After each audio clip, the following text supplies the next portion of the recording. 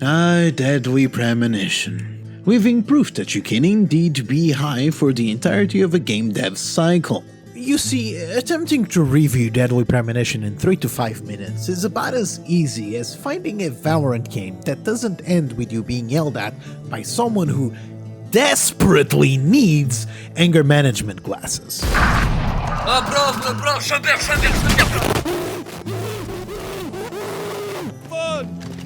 If you don't believe me, just search Deadly Premonition on YouTube. You'll find that most reviews that are not made by generic companies with the goal of manipulating the algorithm for views all pass the 1 hour mark. That's because it's really hard to put into words why this game is so horrible, but at the same time, a masterpiece. Zach, he needs some friends who aren't so dumb. And I'm definitely not going to be the one that's going to do that in less than 5 minutes. The best I can do is give you a TLDR.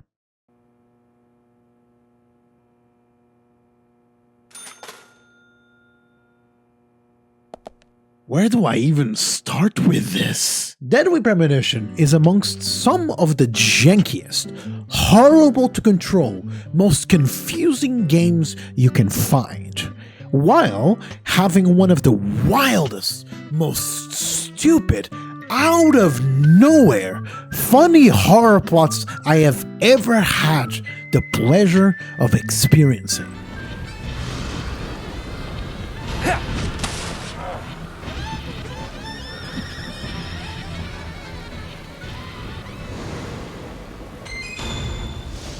You play as Agent York.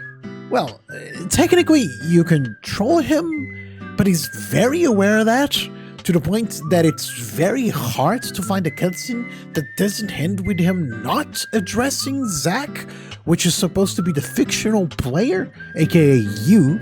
Zach, Thomas appears to be the kind and sensitive type, totally at odds with the monarch. Almost a good setting for a cartoon. Anyways, York is tasked with solving a series of murders happening in the fictional town of Greensville, Washington. But, thanks to York having zero responsibility or care for anyone including himself, he decides that while driving in the middle of the mountains and while rain pours harder than your average PlayStation 2 rain, he should take this opportunity to take a look at the case he's working on, resulting in a shocking and out of nowhere accident. Small note though, nice squirrel sound effects.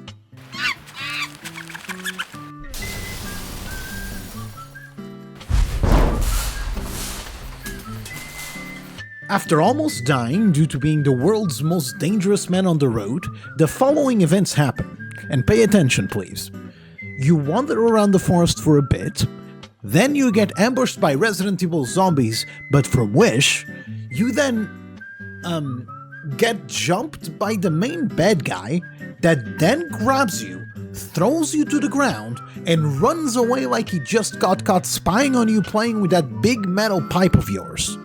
After the encounter with that uncle from your family that everyone just refuses to acknowledge exists, you then literally waste 10 minutes doing nothing but pressing W.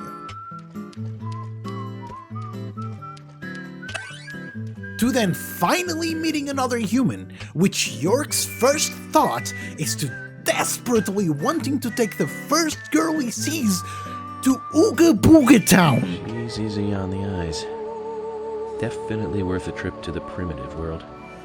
Then you immediately jump into a sequence where you learn how to hold your breath with a kid by your side so that the zombie doesn't see you, instead of, moving away from the zombie. Then then you realize it was all a dream.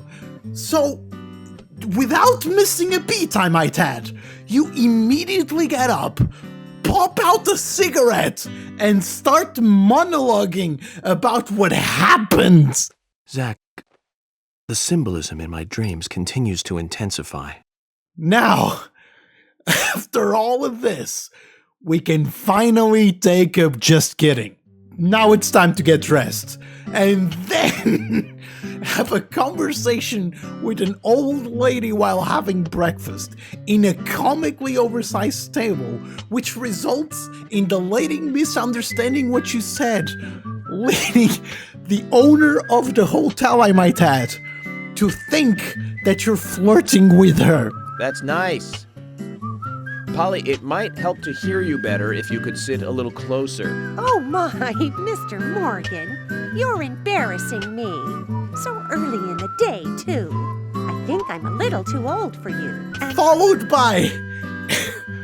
Okay. And stay with me here. Coffee reading. The act of reading the future and finding clues depending on the quality of the coffee.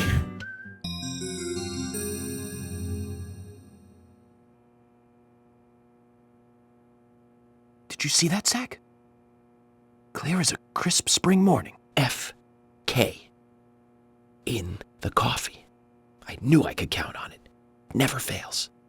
All of this in the first hour of this 18 to 25 hour open world survival horror game.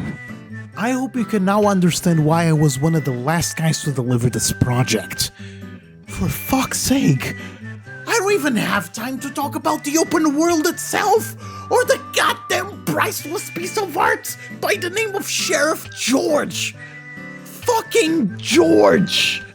I am so fascinated about this game that every time I got to talk about any mechanics or story bits, I would start having serious thoughts about shaving my head, putting on my robe, and write a 2-hour essay on why Deadly Premonition is genius. Play, Mark. It's a real killer.